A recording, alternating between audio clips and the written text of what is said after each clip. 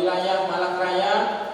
Beliau sebagai Rais Majelis Ilmi JKH Kabupaten Malang, dan beliau sebagaimana telah disampaikan tadi juga sebagai pengasuh PPSI Asyadili Sumber Pasir Pakis Malang.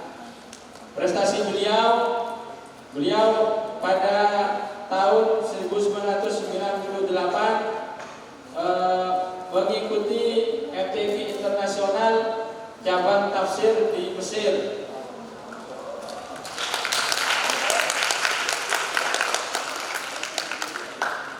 Yang terakhir ini, yang sampai saat ini belum ada yang bisa, yaitu pada tahun 1999 beliau juara 1 tafsir bahasa Arab MTQ Internasional di Iran.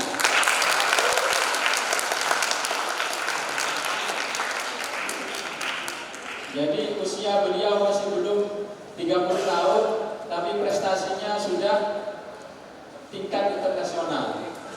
Semoga pada sesi kali ini kita mendapatkan motivasi tentang menghafal Al-Quran dari beliau. Untuk moto ikhlas tanpa batas, sebab amanah sekecil apapun harus ikhlas dan tulus untuk dicintai, seperti bagian tubuh yang kita jaga. Demikian kurikulum vitae dari beliau. Sekali lagi kami mohon waktu dari beliau untuk menyampaikan materi tentang motivasi menghafal Al-Quran kepada kita semua. Waktu dan tempat kami aturkan. Terima kasih.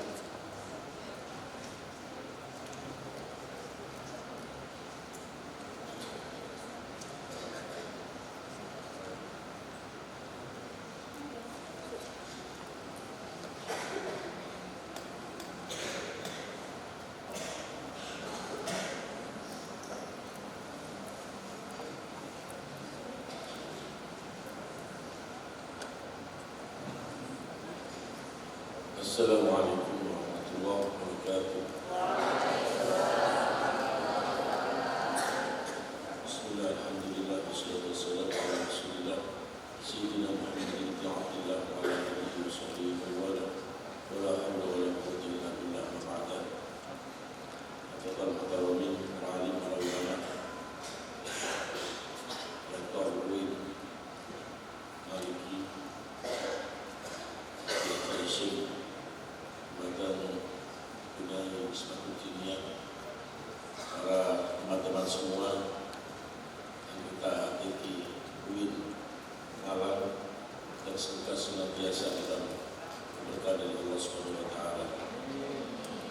Pertama, kita berikan syukur kepada Allah Subhanahu wa taala. Alhamdulillah kita masih diberikan sehat walafiat, diberikan nikmat yang teragung berupa iman dan Islam, dan khususnya kita dipilih oleh Allah menjadi para penjaga-penjaga kitab sucinya. Semoga kelak Al-Quran memberkahi kita di dunia ini, di syafaat kita dan di hadapan Allah Subhanahu wa taala. Salawat ma'assalam semoga dilimpah kehadirat junjungan kita Nabi besar Muhammad sallallahu alaihi wasallam yang senantiasa kita harapkan syafaatnya. Semoga kita semua diberikan kemampuan untuk senantiasa meneladani akhlak mulia beliau. Semoga kita mampu menunjukkan sunnah-sunnah beliau, kita senantiasa belajar ajaran suci beliau, dan semoga kita menjadi pejuang-pejuang agama beliau, sehingga kita pantas jadi umatnya dan kita termasuk min ahli syafaat.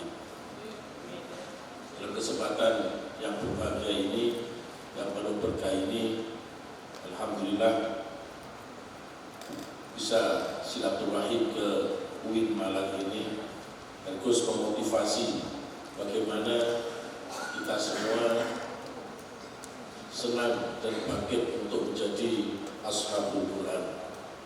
Dan alhamdulillah Allah berikan panjenengan semua untuk masuk dalam HTQ. Insya Allah di hati kita yang diantarkan jadi manusia-manusia Al-Quran dan telah dilakukan di dunia dan di akhirat. Di satu hal,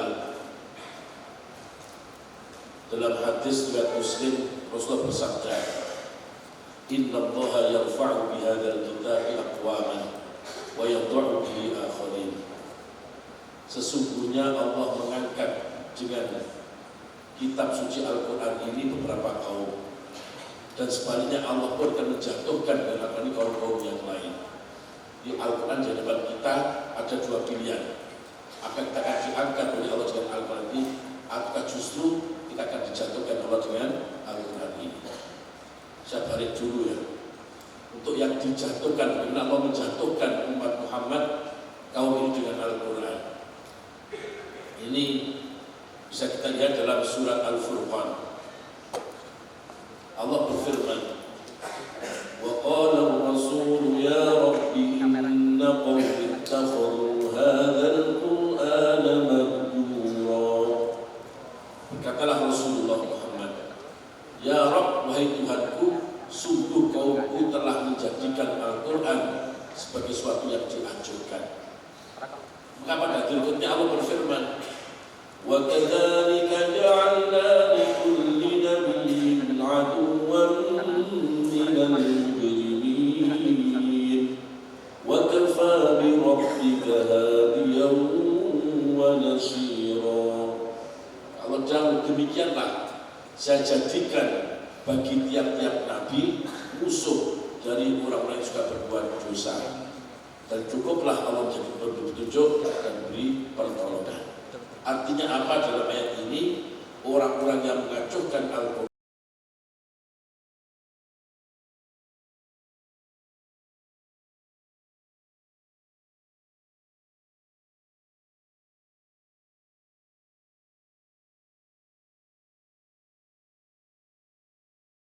lam yaqra'il Qur'an faqad hajarah wa man qara'al Qur'an wa lam yafham ma'aniyahu faqad hajarul Qur'an wa man qara'al Qur'an wa fahima ma'anihi wa lam ya'mal bima fihi faqad hajarah. Kata beliau, orang yang tidak membaca Al-Qur'an, di qara'a itu lebih banyak dari orang yang tidak hafal Al-Qur'an, itu adalah telah nyatru Al-Quran, telah memusuhi, mengacuhkan Al-Quran. Orang yang membaca Al-Quran, orang yang hafal Al-Quran, tetapi tidak memahami makna-makna Al-Quran, tidak telah mengacuhkan Al-Quran. Orang yang menghafal Al-Quran, dia memahami makna-maknanya, tapi tidak mengamalkan isinya, maka berarti telah mengacuhkan Al-Quran. Kalau melihat penafsiran ini, kita semua termasuk hajarul Quran. Jadi kalau penafsiran ini, hafal saja banyak yang masih belum. Sudah hafal semua ini ya. Ini kadang sudah hafal, gak ngerti maknanya. Atau sudah ngerti maknanya, tapi amalnya biasa sama dengan yang lain. Itu kata Ibnu Taimiyah itu adalah faqad hajarul Quran. Karena nanti ini tidak seperti itu. Karena apa? Dalam surat Fatir diterangkan, "Tsumma awrathnal kitabal ladzina astafaina min ibadina faminhum dzalimun li nafsihi wa minhum muqtasid wa minhum sabiqum bil khairati biiznillah." Diartikan penafsiran terbanyak mengatakan faminhum dzalimun li nafsihi, itu orang yang hafal Quran tapi gak ngerti maknanya. Sebenarnya orang zalim. Kenapa zalim? Al-Quran seindah itu, Al-Quran sehebat itu, kok hanya dihafalkan saja. Maka dia termasuk orang yang zalim. Tapi masuk dalam manusia yang dipilih oleh Allah. Ada kemudian muqtasid, orang itu yang hafal Al-Quran, dia memahami maknanya, tapi perbuatannya tidak ada bedanya dengan yang tidak memahami Al-Quran. Baru yang terakhir itu orang yang hafal Al-Quran, memahami maknanya, dan memang dia berbeda dengan yang lain. Itu pun dikatakan apa? Biidznih wa minhum sabiqum bil khairati biiznillah. Yang lain enggak biiznillah. Itu satu gambaran betapa kalau kita itu mengacuhkan Al-Quran, kita akan dianggap menjadi musuhnya Nabi Muhammad dan akan dijatuhkan oleh Allah. Dan bagaimana Allah mengangkat umat ini dengan Al-Quran, kita lihat satu ayat dalam surat Ali Imran. Dalam surat Ali Imran Allah berfirman, Inna Allah astafa Adam wa Nuhan wa ala Ibrahim wa ala Imran ala alamin. Allah berfirman, sungguh Allah telah memilih Nabi Adam, Nabi Nuh, keluarga Ibrahim, keluarga Imran mengalahkan seluruh alam semesta. Dari ayat ini kita protes enggak boleh, karena itu Quran mesti benar. Tapi kalau enggak protes kita mengganjal dalam hati. Ada ganjalannya kenapa? Kok tidak ada nama Nabi Muhammad dalam ayat ini? Karena kita tahu yang mengalahkan seluruh alam semesta adalah Nabi Muhammad.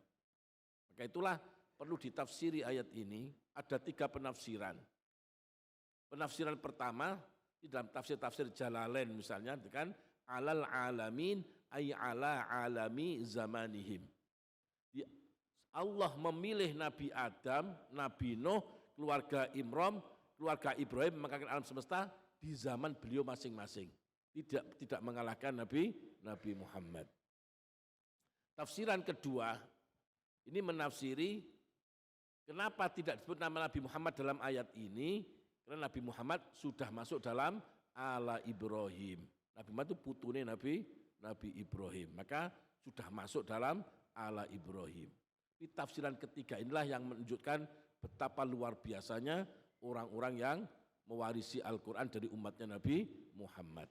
Nah, di tafsir ayat yang saya baca tadi, Allah berfirman, ثُمَّ أَوْرَثْنَا الْكِتَابَ الَّذِينَ اصْطَفَيْنَا مِنْ عِبَادِنَا.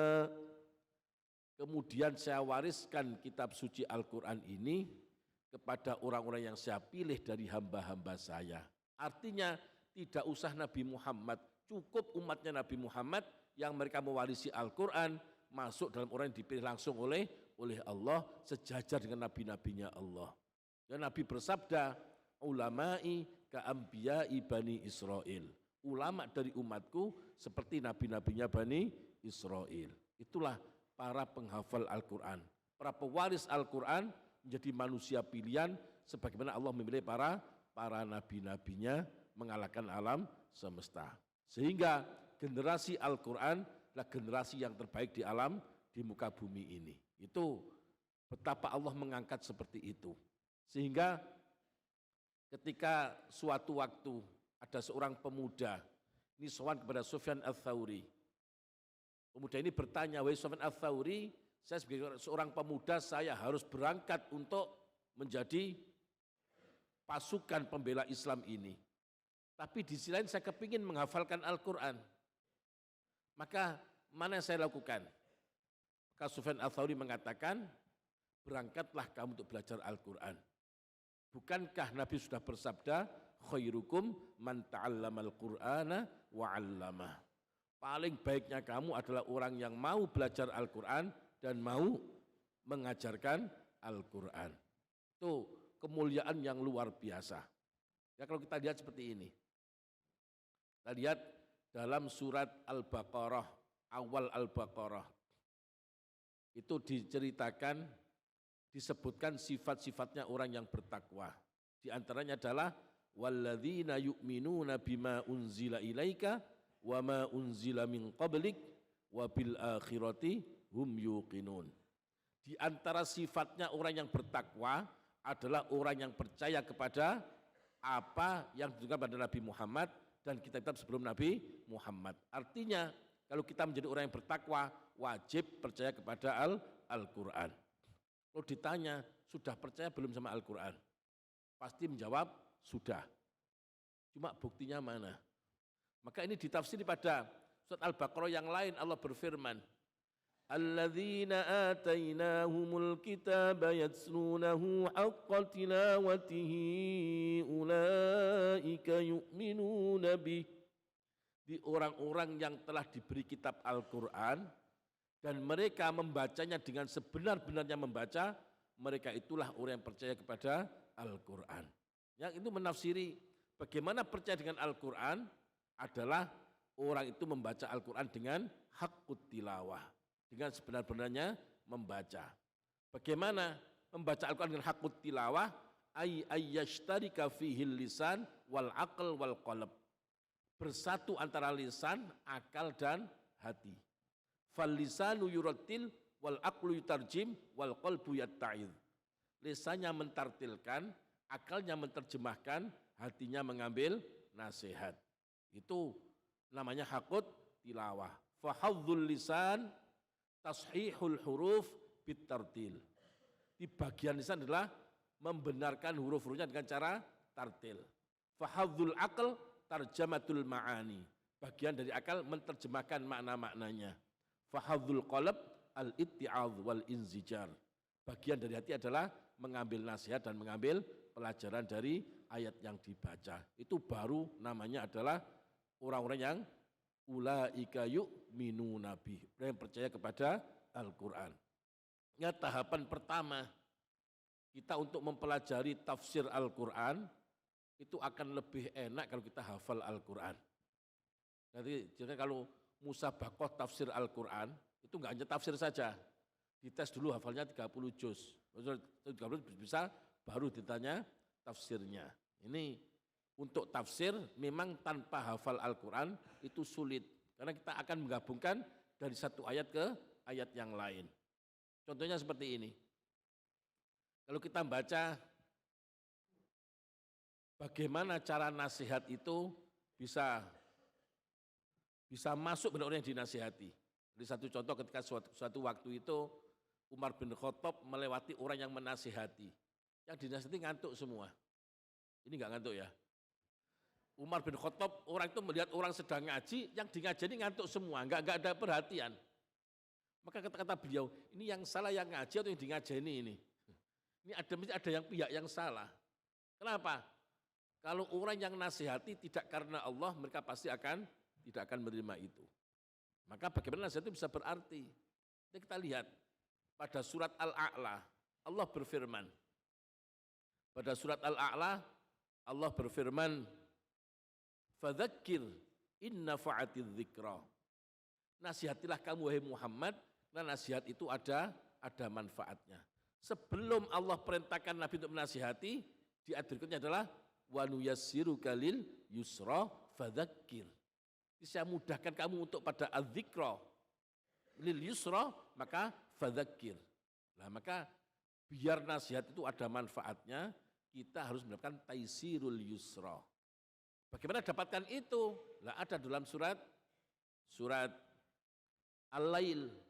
Allah berfirman, fa amma man a'ta wattaqa wa saddaqa bil husna fasanuyassiruhu lil yusra. Sehingga kalau kita ingin menasihati, maka lakukan itu, dapatkan taisirul yusra. Bagaimana dapatkan? Ya ini, fa amma man a'ta wattaqa wa saddaqa bil husna fasanuyassiruhu lil yusra.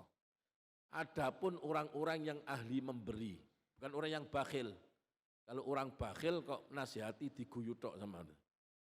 Kalau kita itu tidak memberikan sebuah pemberian, sebuah jasa pada mereka, kita menasihati mereka, kita akan ditertawakan. Maka fa amman a'ta dan wattaqa.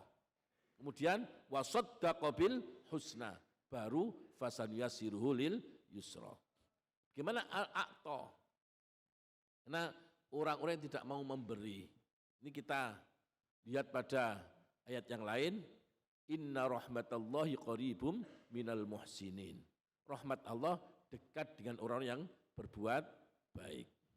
Kalau orang-orang yang bakhil, katakan ketika orang berbunuh ke neraka sakor, ma salakakum fi sakor, qalu lam nakum minal musallin wa lam nakun nut'imul miskin. Itu tidak memberikan makan pada orang-orang miskin. Maka itu syarat utama untuk memberikan taisirul yusra adalah mau memberi. Wattaqa. Yang kedua adalah ittaqa. Bagaimana cara dapatkan ketakwaan? Apa ketakwaan datang dengan sendirinya? Tidak. Maka ini kita tafsiri pada surat Muhammad. Tafsiri itu dapatkan ketakwaan ini caranya adalah walladzina ihtadaw zadahum hudaw wa atahum taqwahum. Jadi walladzina ihtadaw, orang-orang yang mau mencari petunjuk, maka Allah akan menambah petunjuk mereka dan memberikan kepada mereka ketakwaan mereka. Jadi ketakwaan tidak datang dengan sendirinya, tapi dengan ihtidak itulah Allah akan mengatakan wa atahum taqwahum. Ini harus ngaji. Enggak boleh kita itu tidak ngaji, aku tak belajar dewe, enggak boleh. Jadi kita harus ihtidak. Ihtidak butuh dengan guru. Bagaimana dengan guru? Katakan dalam Sahih Muslim itu ada keterangan inna hadzal ilma dinun falyanzur ahadukum amman ya'khudhu dinah. Sesungguhnya ilmu ini adalah agama. Maka hendaklah salah satu dari kamu melihat dari siapa dia mengambil agamanya. Nah, itu yang namanya sanad al-isnad minad-din faladina liman la sanadalah. Itu contohnya ihtidak. Kemudian yang berikutnya kita menafsiri wasaddaqa bil husna. Dia percaya kepada al-husna. Al-husna ay al-jannah. Bagaimana percaya dengan surga ini? Itu diterangkan dalam surat Az-Zariyat. Allah berfirman, innal muttaqina fi jannatin wa uyun akhidina ma atahum rabbuhum innahum kanu qabla dhalika muhsinin kanu qalilan minal layli ma yahja'un wa bil ashari hum yastaghfirun wa fi amwalihim haqqul lis-sa'ili wal mahrum ila akhirih. Di situ kan orang-orang yang bertakwa akan ada di dalam surga-surga dan mata air.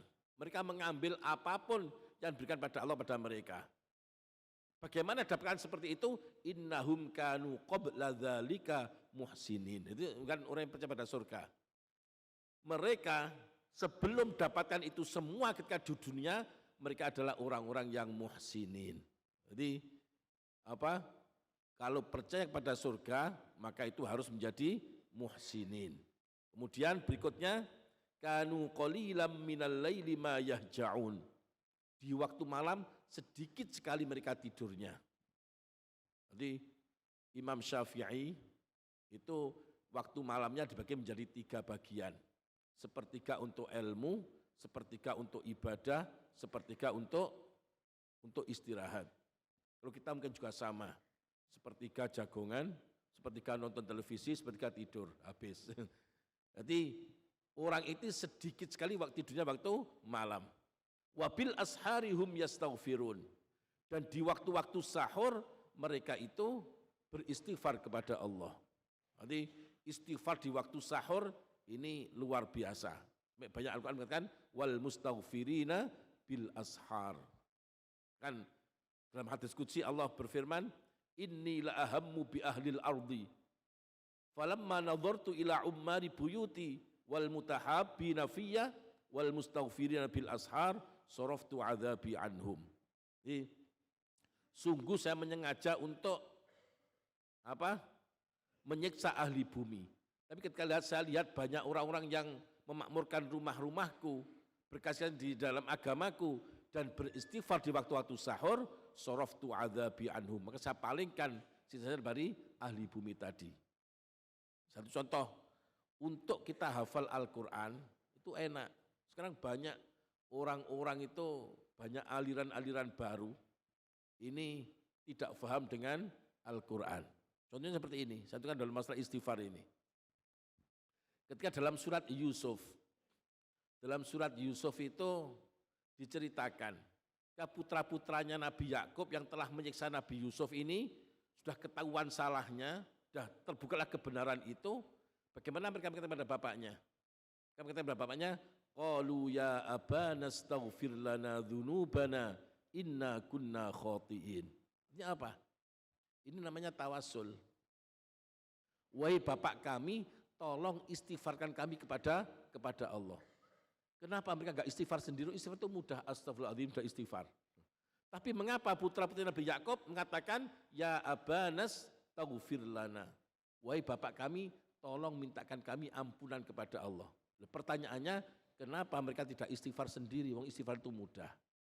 Kalau yang mengistighfarkan orang yang dekat dengan Allah akan lebih dipenuhi, diijabahi oleh Allah. Sama berdoa, minta didoakan para kiai, doakan saya, doakan itu, doakan lebih cepat diijabah oleh Allah. Nah, ketika putranya Nabi Yakub mengatakan seperti itu, bapaknya menjawab, qala saufa astaghfiru lakum rabbi. Ya nanti kamu sampaikan ampunan kepada Tuhanku. Kenapa pakai saufa? Karena hatta nantazir waktu sahur. Sehingga kita menunggu datangnya waktu sahur. Dan seterusnya. Ini contoh bagaimana kalau kita ingin memperdalam Al-Quran, maka syarat mutlak kita harus hafal Al-Quran. Tanpa hafal sulit menggabungkan satu ayat kepada ayat yang lain. Dan kemudian keistimewaan orang-orang yang hafal Al-Quran. Nabi bersabda, al-mahir fil Quran ma'as safaratil kiramil bararah. Walladhi yaqra'ul Quran wa yata'ta'u wa huwa alaihi syaqqun falahu ajrani. Orang yang mahir membaca Al-Quran, bayangkan zaman Nabi belum ada mushaf. Berarti artinya apa? Orang-orang yang lancar Qur'annya. Itu nanti akan bareng dengan malaikat-malaikat as-safaratil kiramil bararah. Malaikat para duta-duta, para pencatat yang mulia-mulia, yang baik-baik. Kalau orang yang bacanya Al-Quran masih bingung, belum lancar, sik geratal-geratul, itu dia itu berat, tapi tetap baca Al-Quran, maka bagi dia 2 pahala. Tapi 2 pahala ini enggak ada apa-apanya ketika dikatakan ma'as safaratil kiramil bararah. Maka itu pangkatnya orang-orang yang hafal Al-Quran. Kemudian itu di dunia. Di dunia ini luar biasa keberkahan Al-Quran. Keberkahan Al-Quran kalau Allah kepada umumnya manusia saja itu wa ma min dabbatin fil ardi illa 'alallahi rizquha, apalagi pada para pegawai-pegawainya. Ya ketika Allah berfirman, inna nahnu nazzalna dzikra wa inna lahu lahafizun. Pakai dhamir mutakallim ma'al ghair. Itu makanya itu mu'adzim nafsah. Tapi kenapa pakai inna nahnu? Karena kita manusia yang hafal ikut peran dalam penjagaan Al-Quran. Dikisahkan dulu itu pada zaman Imam Ahmad bin Hambal, ada seorang pemuda itu aktif ikut ngaji pada Imam Ahmad bin Hambal, tapi gak mau masuk Islam.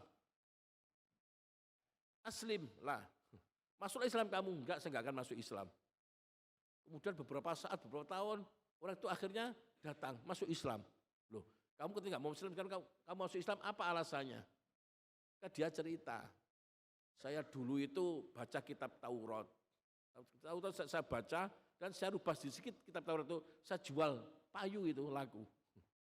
Kemudian saya baca kitab Injil, maka satu tempat, 2 tempat saya rubah sedikit-sedikit kitab itu dan saya jual laku juga. Berikutnya saya baca Al-Quran. Al-Quran kemudian saya rubah, saya jual, saya dipukuli orang. Semua orang tahu, itu loh Al-Quran. Dan itu kita para penghafal Al-Quran itu ikut berperan dalam penjagaan Al-Quran ini. Maka menjadi pegawainya Allah.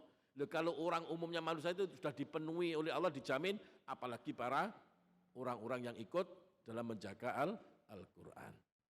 Ini sehingga nanti keistimewaan ini orang yang hafal Al-Quran ketika di akhirat memang dibedakan oleh Allah. Dalam hadis Nabi bersabda, yuqalu li sahibil Qur'an, iqra wartaqi warattil kama kunta turattilu fid dunya fa inna manzilataka inda akhiri ayatin taqra'uha. Nanti orang yang sahibul Quran, orang yang punya Al-Quran, ketika masuk surga itu dibedakan. Kalau proses masuk surga sama, kalau proses masuk surga itu sama. Tetapi ketika sudah dalam surga, orang yang punya hafal Quran akan dipanggil khusus oleh Allah. Dikatakan pada mereka, iqra, baca Quran kamu, wartaqi, naiklah kamu, warattil, dan tartilkan Al-Quran, kama kunta turattilu fid dunya, sebagaimana kamu di dunia selalu mentartilkan Al-Quran. Akhirat dunia dulu mana? Kalau dulu pakai fi'il apa mestinya? Fi'il madhi. Tapi kok fi'il mudhari ini? Kama kunta turattilu, bukan kama kunta rottalta. Ini kan seperti itu. Jadi kalau kita lihat hadisnya mestinya itu ucapannya warattil kama kunta rottalta. Itu kamu dulu mentartilkan.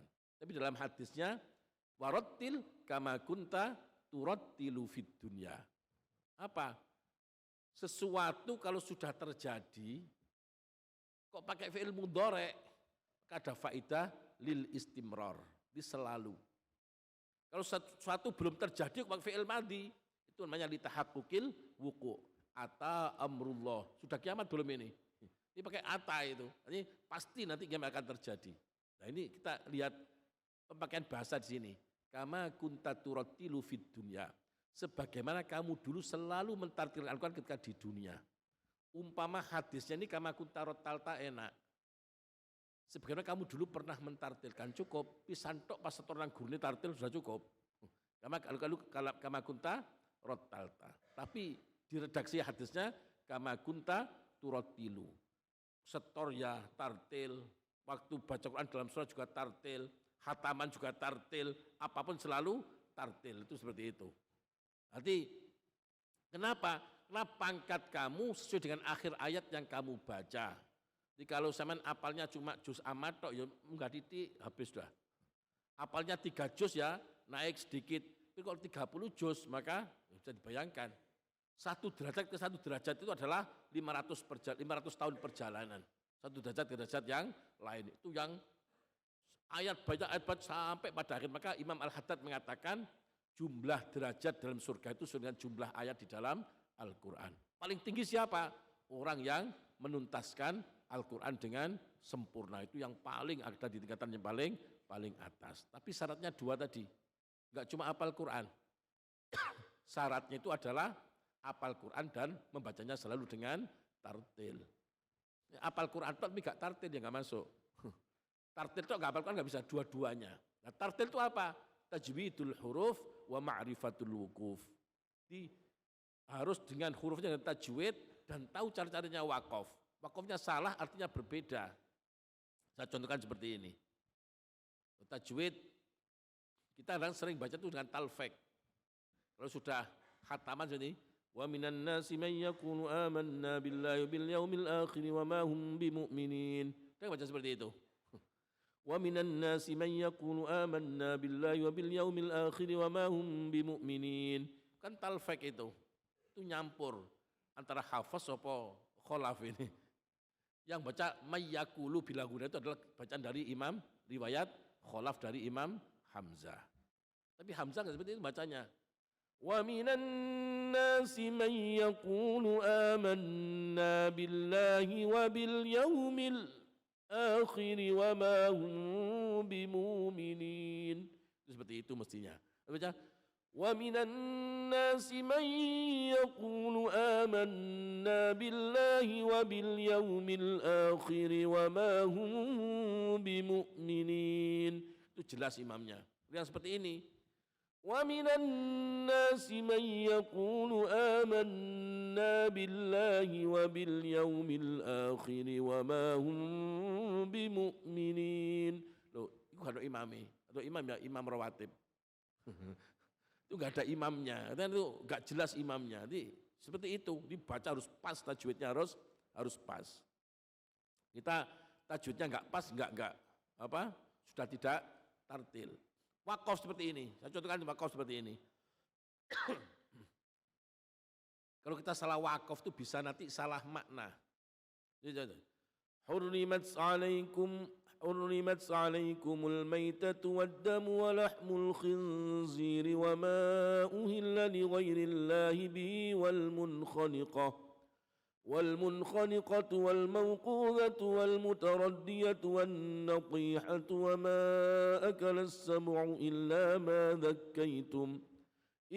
ما ذكيتم وما ذبح على النصب وأن تستقسموا بالأزلام. Itu betul itu salah itu. Itu contoh salah ini, bukan jangan ditirukan. Kalau kita seperti itu, nanti sesuatu yang hukumnya haram jadi halal. Jadi illa ma dzakaitum, kecuali hayawan yang sempat kamu sembelih, wa ma dzubiha 'ala nusub dan hewan disembelih untuk berhala-berhala. Jadi halal ini. Kenapa? Wa ma dzubiha 'ala nusub itu atofnya ke wa ma akalas sabu'u. Jadi kalau tanggulannya dari illa ma zakaitum, ya mohon maaf, ada musaf-musaf yang ada wakafnya kurang dari illa ma zakaitum. Jadi berarti nanti wa ma dzubiha 'ala nusub atof ke ma zakaitum, kan jadi halal. Padahal mestinya apa? Wa ma dzubiha 'ala nusub atofnya ke wa ma akalas sabu'u. Hukumnya adalah haram. Itu contohnya. Sebelahnya ada contoh lagi seperti ini. Ya ayyuhalladzina amanu idza qumtum ilas salati faghsilu wujuhakum wa aydiyakum ilal marafiqi wamsahu biru'usikum wa arjulakum ilal ka'bain. Ada baca seperti itu. Diusaplah kepala kamu bersertaan dengan dua kaki kamu. Kaki diusap atau dibasuh? Nah itu nanti kalau mau seperti itu, nanti kalau kaki nggak usah dibasuh tapi diusap saja. Ini contohnya yang kita detail dalam masalah wakaf harus perhatikan makna. Salah dalam wakaf akan salah dalam muradnya makna Al-Quran. Itu baru tartil. Orang yang seperti itu disebut sahibul Quran. Kan dalam taklikotnya itu, kitab Tibyan itu dikatakan sahibul Quran itu orang yang hafal Al-Quran dan orang sekaligus mengamalkan Al-Quran. Karena apa? Kalau kita tuh bangga menjadi penghafal Al-Quran, nggak ada yang patut dibanggakan. Tadi dibacakan oleh moderator tadi ya. Allah berfirman, walaqad yassarnal Qur'ana lidzikri. Sungguh betul-betul saya mudahkan Quran untuk dihafalkan. Lu barang mudah kok dibanggakan. Kan Allah mengatakan, sungguh betul-betul saya mudahkan Quran untuk dihafalkan. Kok gak hafal Quran kan kebangetan. Gak percaya Allah sudah bilang walaqad lu ada lam taukid, qad taukid. Sungguh betul-betul saya mudahkan Quran untuk dihafalkan. Maka adakah yang mau menghafalkan? Loh, kalau kita nggak hafal itu malah lucu. Quran wis digampangkan, kita kok masih belum mau menghafalkan, itu kan seperti itu. Nah kalau sudah hafal betul, ya jangan dibanggakan, barang mudah kok dibanggakan. Kenapa? Quran itu diturunkan, kitabun anzalnahu ilaika mubarakul liyadabbaru ayatihi wa liyatadzakkara ulul albab. Quran diturunkan itu, tujuannya adalah liyadabbaru ayat. Kan kamu agar mereka mau tadabbur akan dengan ayat-ayatnya. Kenapa? Kalau enggak mau tadabbur, Allah negur sama orang munafik, afala yatadabbarunal qur'ana am ala qulubin aqfaluha. Itu kan orang nyifati orang-orang munafik, enggak mau tadabbur dengan ayat-ayat Al-Qur'an. Jadi Quran itu kan sudah liyadabbaru ayatihi wa liyatadzakkara ulul albab. Biar kita menjadi ulul albab yang mampu mengambil pelajaran dari Al-Qur'an. Seperti itu. Sehingga sahibul Quran itu seperti itu. Kalau orang nggak ngerti artinya kan baca makofnya kan seenaknya nanti. Kalau sudah seenaknya maka tidak tartil. Dari tartil sudah kelihatan kalau itu tahu maknanya Al-Quran. Ya, berikutnya luar biasanya orang-orang yang hafal Al-Quran nanti pangkatnya di dunia ini nabi saja, nabi itu yang punya Al-Quran itu membedakan yang nggak hafal Quran. Dalam hadis Bukhari ya, kan inna Rasulullah jama'a bain qatla Uhudin. Beliau itu mengumpulkan orang-orang mati syuhada Uhud. Kemudian beliau mengatakan faqala ayyuhuma aktsaru akhdhanil Quran. Mana di antara dua orang ini yang lebih banyak mengambil Al-Quran, lebih banyak hafalan, lebih banyak mana? Fa in usyira ila ahadima qaddamahu fil lahad. Ya disyaratkan ini Rasulullah yang lebih banyak hafalannya, maka beliau dulukan ketika menguburkan jenazah itu. Itu Nabi. Nabi orang yang punya Al-Quran itu pun masih lebih memuliakan orang yang hafal Al-Quran. Makanya kalau ada orang gak menyakiti orang yang hafal Al-Quran, itu dikatakan itu bahaya. Man adzali waliyan faqad adzantuhu bil harb, seperti itu. Nabi itu membedakan di dua syuhada Uhud itu dikumpulkan dua, Nabi bertanya pada sahabat, di antara dua ini siapa yang lebih banyak hafalan Qur'annya? Nah, kalau diisyaratkan pada satu orang, maka beliau mendahulukan orang itu untuk dimakamkan dalam liang lahat. Ini untuk pribadinya orang yang hafal Al-Quran itu. Dan orang yang hafal Al-Quran ini bukan hanya kemuliaan untuk dirinya sendiri. Bahkan orang tuanya akan memberikan kemuliaan di sisi Allah. Jadi Nabi bersabda, "Man qara'al Qur'an wa amila bima fihi albasallahu walidayhi tajan yaumal qiyamah daw'uhu atwa'u min daw'i syamsi fi buyutid dunya. Fama dhannukum biman amila bihi." Jadi kalau ada seorang anak yang hafal Al-Quran, Qur'an itu artinya hafal. Kenapa saya katakan hafal? Qur'an di kamus Munjid, Qur'an idhammah. Dan dalil sabdanya Rasulullah, "Iqra'ul Qur'an fa innahu ya'ti yaumal qiyamah syafi'an li ashabi." Kan harus sama antara satu awal kedua itu. Hafalkan Al-Quran, karena nanti Al-Quran menjadi penolong bagi orang-orang yang punya Al-Quran. Lek mau cocok bisa jadi ashab enggak? Kalau lihat kan, bacalah Al-Quran, Al-Quran menjadi penolong bagi ashab, enggak cocok. Jadi iqra'u harus dikatakan, hafalkan Al-Quran, karena nanti Al-Quran menjadi penolong bagi orang-orang yang punya Al-Quran. Bisa punya kalau dia mau menghafalkan. Itu maka mangqara Al-Quran, ada seorang anak yang hafal Al-Quran dan dia mengamalkan apa yang ada dalam Al-Quran, maka nanti di hari kiamat albasallahu walidayhi tajan. Allah akan mengenakan kedua orang tuanya itu mahkota. Yang mahkota ini terangnya mengalahkan terangnya matahari di rumah-rumah dunia. Maka bagaimana dengan sing pelaku itu sendiri? Ini luar biasanya akan muliakan orang tua. Kan dalam hadis dhaif dikatakan, "Man qara'al Qur'an wastadhharahu yashfa'u asyratan min ahli baiti alladzina kana haqquhum annar." Jadi kalau ada orang yang hafal Al-Quran, dia akan mampu mensyafaati 10 dari keluarganya yang sebenarnya haknya mereka adalah masuk neraka. Ini dhaif tapi dikuatkan dari banyaknya riwayat. Ini kemuliaan betapa tidak saya itu ngapal Quran nanti saya terganggu. Justru yang lain terganggu dengan Quran kita, jangan dibalik. Jadi prioritas hidup adalah bagaimana kita menjadi ashabul Quran. Prioritas itu apapun akan saya tempuh. Di Unun saya tadi dikatakan saya dulu menghafalkan Al-Quran di ini abahnya punya Ismah ini. Itu ketika mondok itu belum punya pondok masih kontrak ini. Bangun pondok kontrakan belum pondok belum jadi kontrakan sudah habis. Pagi juga harus membantu Pak Tukang itu. Pak Tukang bangun seperti itu. Kalau waktu itu kita itu yang terbanyak itu kita itu kurang pandai memanfaatkan waktu. Jadi kita harus pandai-pandai mencuri waktu, jangan mencuri yang lain. Pandai-pandai mencuri waktu, sampai tercuri waktu. Lalu Nabi bersabda itu, al-waktu kasayf ilam taqta' qata'ak.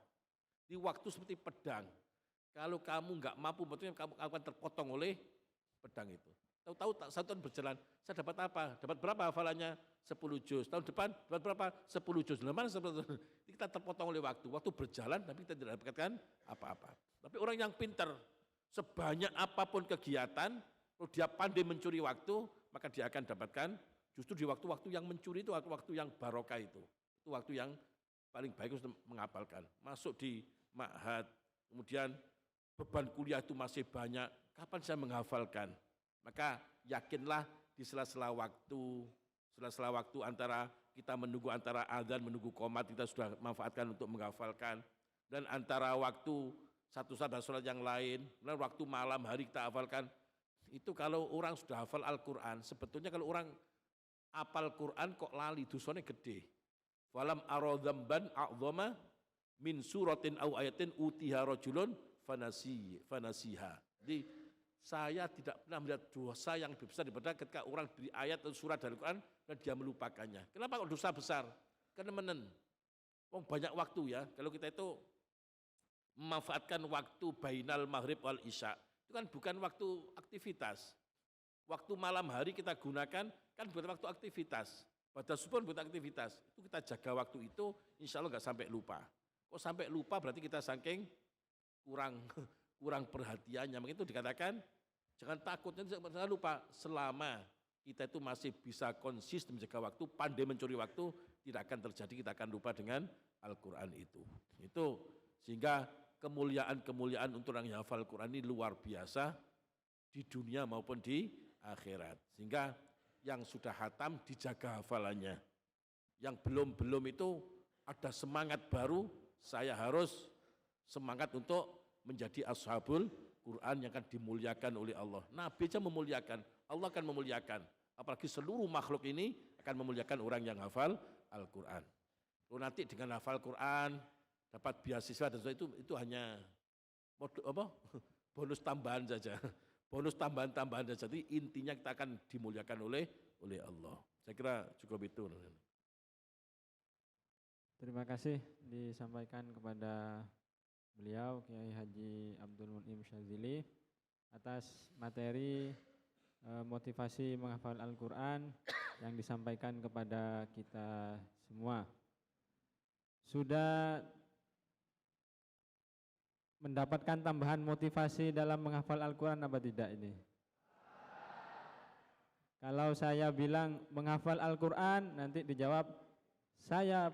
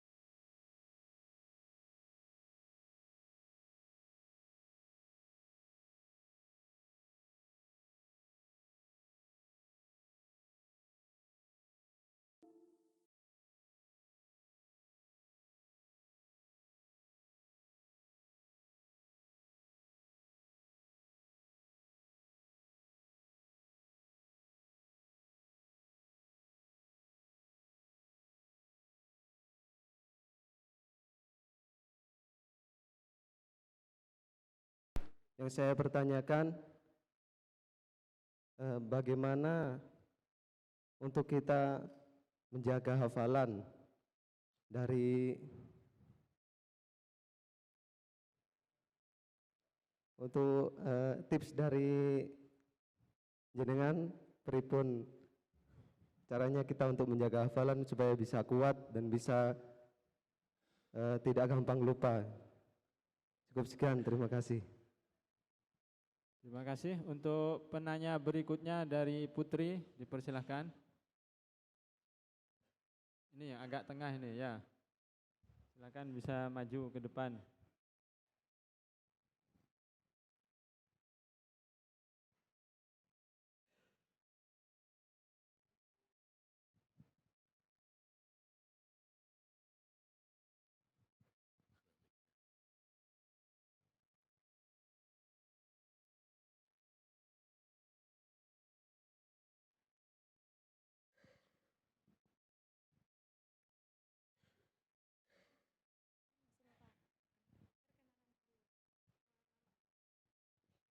Assalamualaikum warahmatullahi wabarakatuh.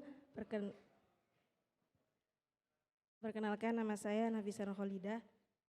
Saya memiliki satu pertanyaan, yaitu bagaimana cara bersikap seorang tahfidul Quran yang mungkin dia ditempatkan di tempat yang kurang nilai Qurani.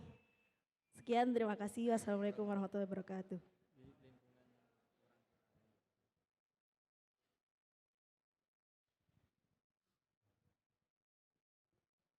Untuk sesi yang pertama, saya cukupkan 2 penanya terlebih dahulu.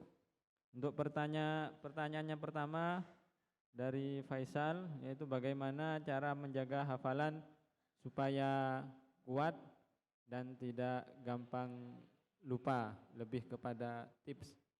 Terus untuk pertanyaannya kedua, yaitu bagaimana cara penghafal Al-Quran bersikap di lingkungan yang kurang Qur'ani, maksudnya yang kurang mendukung terhadap kegiatan yang bernuansa Al-Qur'an. Saya persilahkan kepada beliau. Yang pertama itu untuk tipsnya. Yang pertama manajemen waktu ya. Manajemen waktu itu memang harus bagus. Jangan sampai misalnya kalau kita tiap waktu aja dari 5 waktu kita sempatkan 1 waktu 2 lembar. Lalu berarti 5 waktu berarti kita bisa sampai 1 juz itu. Gak kerasa itu gak kelihatan 2 lembar cuma hanya berapa menit. Kemudian menjaga hafalan paling bagus adalah dengan cara dibawa masuk dalam sholat. Jadi pertama mungkin kita masih Quran, kita taruh di hadapan kita, kalau lupa kita buka enggak apa-apa. Ketika Quran dibawa masuk dalam sholat, itu ada satu pelajaran psikologi itu. Ketika itu lupa, lah titian menuju ingatan. Tapi lupanya 1-2 ya, kalau lupanya banyak beda. Jadi ketika kita pas sholat, kita baca juz ini. Dan pas itu kita nyadek, berhenti, lupa. Dan kita itu akan melihat itu, mushaf, ingat terus. Saya kemarin pas baca itu, saya lupa di situ, itu akan menjadi ingat terus.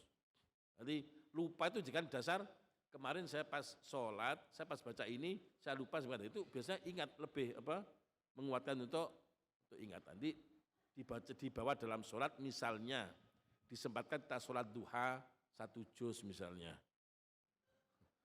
Atau kalau belum bisa belajar kita sholat duha setengah juz, nanti sholat witir setengah juz seperti itu. Itu sudah luar biasa. Jadi itu langsung kita store-nya kepada Allah itu. Jadi kita baca Quran sedang dalam sholat itu kita adalah selama ini kita perbaiki bacaan kita apalkan di hadapan guru kita. Tapi pas sholat kita ada yang berhadapan dengan munajat dengan Allah. Itu paling kuat. Quran ketika dibawa masuk di dalam sholat itu dibiasakan, diistiqomahkan. Pertama diawali setengah juz, nanti kalau sudah bisa istiqomah kita niatkan menjadi 1 juz dan seterusnya. Ya semoga bisa sampai 2 juz itu. Itu Quran dibawa masuk dalam sholat. 2 itu mungkin cukup di manajemen waktu, di pintar mencuri waktu untuk dan juga Quran dibawa masuk di dalam sholat. Dan itu ada orang itu setiap minggu khatam dengan rumus fahmi bisyaukin itu. Ya. Arti hari pertama mulai dari surat Fatihah, hari kedua mulai dari surat Al-Maidah, hari ketiga mulai surat Yunus, kemudian hari keempat Bani Israel, kemudian Syu'ara, kemudian Was-Sofat, terakhir adalah surat Qaf. Itu kalau istiqomah itu setiap minggu pasti khatam. Setiap minggu khatam itu insya Allah jauh dari lupa itu. Dan yang kedua masalah bagaimana penghafal Al-Quran di lingkungan yang tidak Qurani. Tadi sebelum masuk sini saya sempat jagongan sebentar dengan Gus Is ya. Beliau cerita, dulu Pak Imam itu yang pertama, dulu anti dengan apa sih ngapal Al-Quran tentang waktu. Beliau itu enggak senang dengan dengan penghafal Al-Quran itu enggak senang. Timbang gaya ngapal Al-Quran, gaya liane, golek ilmu kan akan lebih, orang Islam kan berdaya. Pada kenyataannya apa? Setiap wisudawan itu mesti yang juara itu adalah semua adalah penghafal Al-Quran. Dan belum merasakan sejak buat pondok ada tahfidnya itu keberkahan UIN luar biasa, majunya itu dengan cepat luar biasa. Kemudian ketika ada demo-demo gak ono blas arek hafal Quran yang dalam tempat itu. Artinya apa? Itu satu-satu pelajaran. Kita di lingkungan yang tidak Qurani kita tampilkan sosok kita. Orang akan melihat itu bedanya orang yang hafal Quran dan tidak. Mereka akan, kalau kita sama saja dengan yang lain, memang nggak akan bisa memberikan efek apa-apa pada umat ini. Tapi kalau kita dakwah itu luar biasa, dakwah haliyah itu yang paling utama. Bukan kita nggak usah ceramah-ceramah, hafal Quran seperti itu hasilnya sedikit. Tapi ketika para penghafal Al-Quran di lingkungan yang tidak Quran itu bisa menampilkan sesuatu yang berbeda dalam arti tanda petik lebih daripada yang lain, maka orang lain akan menjadi senang untuk menghafalkan Al-Quran itu. Mereka pada akhirnya akan terkondisi menjadi betapa nikmatnya menjadi lingkungan yang Qurani. Terima kasih. Ini masih ada sisa waktu 10 menit. Saya buka 2 penanya lagi ya. Jadi sama, 1 penanya dari Putra, 1 penanya dari Putri. Yang pertama saya balik dari Putri terlebih dahulu. Ya, belakang. Oke.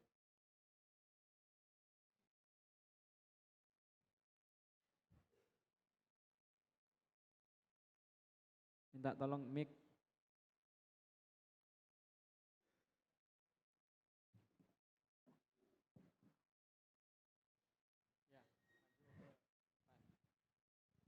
Maju ke tempat tadi agak kiri dari panggung ya.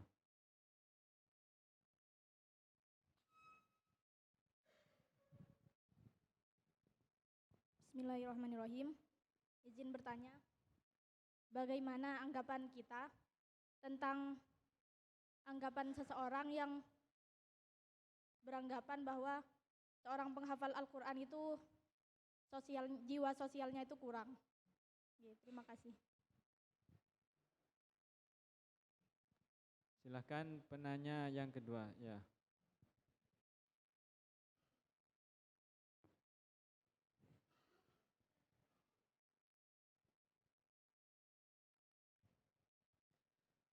Bismillahirrahmanirrahim. Assalamualaikum warahmatullahi wabarakatuh. Perkenalkan, nama saya Muhammad Fitrah Fanani dari Prodi Hukum Keluarga Islam. Pertanyaan saya adalah, mengapa Allah Subhanahu wa taala di dalam Al-Qur'an menggunakan atau mengakui Allah zatnya itu menggunakan dhamir huwa. Karena kan huwa kan dhamirnya akan seperti yang kita ketahui ya, ini menunjukkan arti laki-laki kan. Wa. Contohnya dalam surah Al-Baqarah ayat 29 yang berada di sebelah kanan.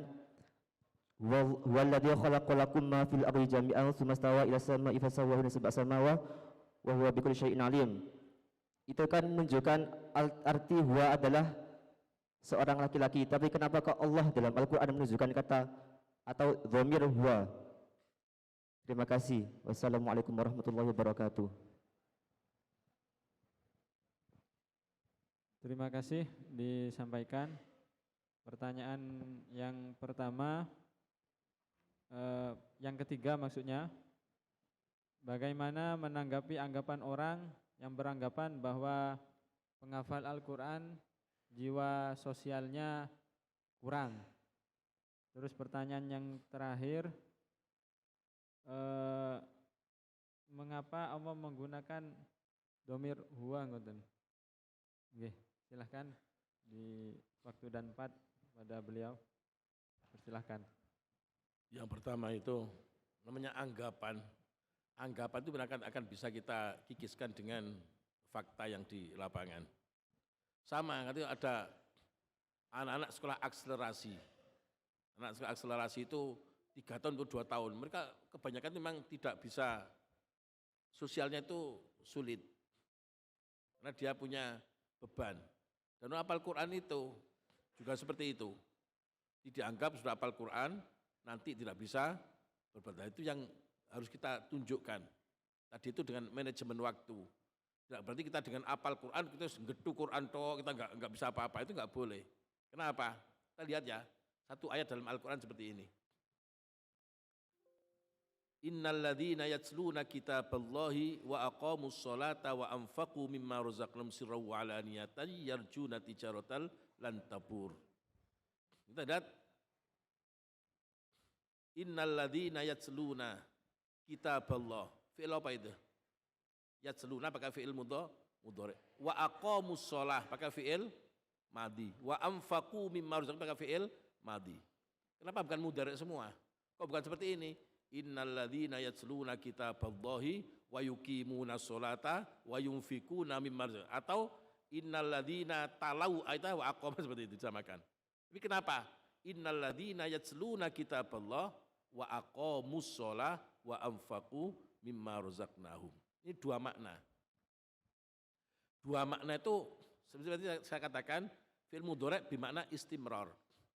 Orang yang betul-betul membaca kitab Al-Quran dan enggak baca tok, diwujudkan itu dengan apa? Mewakili ibadah individual adalah aqamus sholah. Mewakili ibadah sholah adalah wa anfaqu mimma razaqnahum. Artinya orang yang betul-betul membaca Al-Quran ini harus terpancarkan, harus diwujudkan. Dia memperbaiki aspek ibadah individualnya, juga memperbaiki aspek ibadah sosialnya. Maka baru yarjuna tijaratan lan tabur. Dia bisa mengharapkan dagangannya tidak pernah rusak. Atau dalam arti yang lain, semua ibadah ini harus berdasar dengan yatluna kitab Allah. Artinya apa? Berdasarkan dengan ilmu yang bersumber dari Al-Quran. Maka itu akan salah sekali kalau kita sudah hafal Al-Quran, uripe di masjid tok. Wis jere wong uripe di langgar tok wis mambu swarga. Justru itu sulit masuk surga. Jadi kalau orang itu hafal Al-Quran, maka harus diwujudkan. Orang-orang dahulu itu menganggap Al-Quran di waktu malam hari adalah surat risalah dari Allah. Di siang harinya diwujudkan surat-surat itu, enggak usah dibaca saja. Yang penting ada perwujudan, dan yang perwujudan adalah bagaimana aspek ibadah semakin membaik dengan membaca Al-Quran. Sehingga Umar bin Khattab kan seperti ini pada santrinya. La an alqakum fis suqi ahabbu ilayya min an alqakum fi zawiyatil masjid, kata Umar bin Khattab. Kalau saya menemui kamu di pasar nyambut gawe, itu lebih menyenangkan hatiku daripada ketemu sama di pojokan masjid terus. Kenapa? Kita masuk surga itu bukan karena amal kita, bukan karena ibadah kita. Semata-mata amal itu adalah karena apa? Kita itu masuk surga semata karena fadlnya Allah. Dan fadlnya Allah ini digantungkan pada syafaatnya Rasulullah. Tanpa dapat syafaat Rasulullah gak akan mungkin dapat fadlnya Allah. Dan syafaatnya Rasulullah khusus diberikan pada orang yang diakui menjadi umatnya. Kalau gak diakui umatnya gak akan didapat syafaat dari Rasulullah. Sekarang Nabi bersabda, beliau bersabda, man lam yahtamma bi amril muslimin failisa minni. Barang siapa tidak peduli pada urusan umatku, dia tidak termasuk umatku.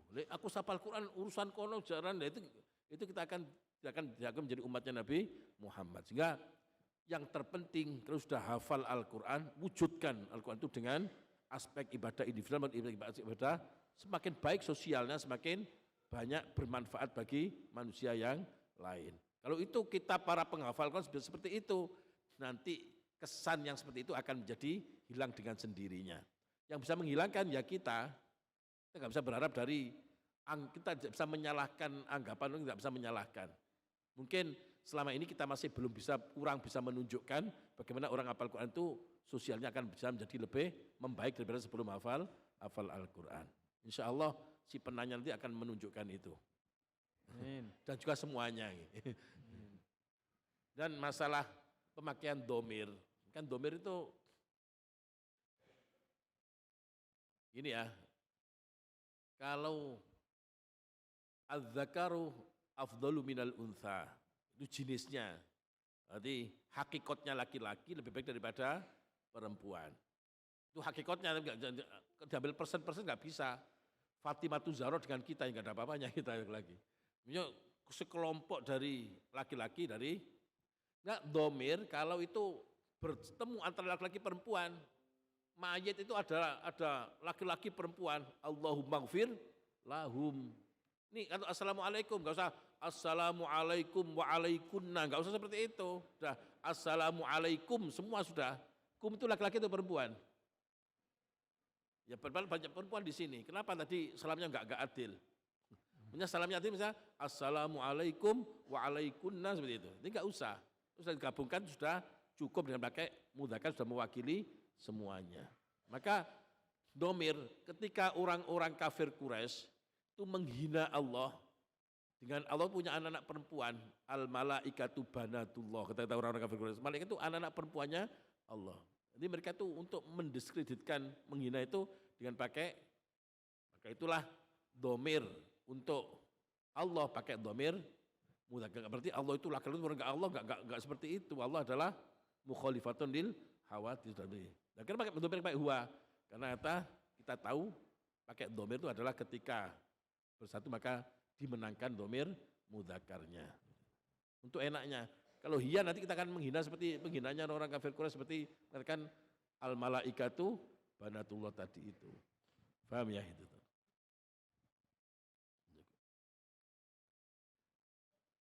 Terima kasih disampaikan kepada beliau Kiai Haji Abdul Mu'in Syadzili atas materi yang sangat luar biasa tentang motivasi menghafal Al-Quran. Semoga dengan selesainya materi pada sesi kali ini, motivasi kita dalam menghafal Al-Quran semakin bertambah, semangatnya semakin bertambah, istiqomahnya khususnya dalam menghafalkan Al-Quran dan menjaganya hingga akhir hayat kita kelak. Amin, amin ya rabbal alamin. Satu kata penutup, menghafal Al-Quran adalah pilihan. Ketika kita memilihnya, itu artinya kita sudah dipilih olehnya. Untuk itu, syukuri dengan cara menghafalkannya dan terus berusaha menjaganya hingga kita dipanggil